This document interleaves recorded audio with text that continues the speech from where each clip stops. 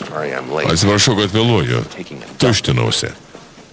Manau, geriau kalbėtis po to, negu prieš tai.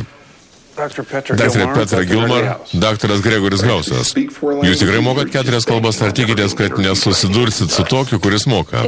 Tikrai. Ir moku keiktis dar 2. Kodėl paliekat daktarą Heizelą? Įsimylėjot ir neištvėrėt, ar buvo atvirkščiai? Taip, šitai baigėsi visi darbai. Ne, nebuvo nieko panašaus. Jūs žydė? Taip. Ar apie žydų sekso preliudiją kalba tiesa? 2 valandos maldavimo? Girdėjau 4. Na, iš tikrųjų, aš pusiau žydė.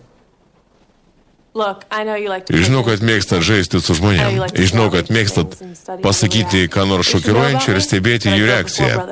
Bet jūs nežinot, kad aš augau su 4 broliais. Rankas laikykit prie savęs.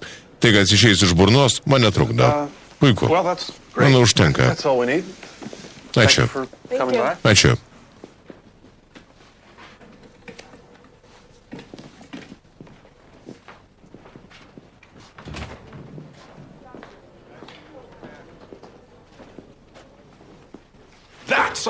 Štai mūsų Hitleris.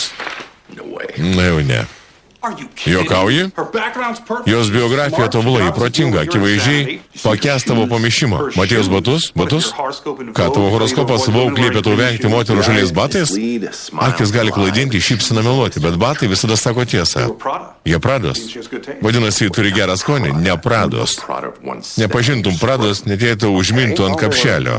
Na, jie buvo gražus, smaili, labai stilingi ir labai nepatogus. Tik neįtikėtinai tuščia kompleksuota moteris verčiau visą dieną kęs skausmą užuot apsiavusi padorius, patogius batus. Ir kaip tik tokių man čia nereikia. Ne, tau kaip tik reikia tų, kurie pakelia didelį skausmą.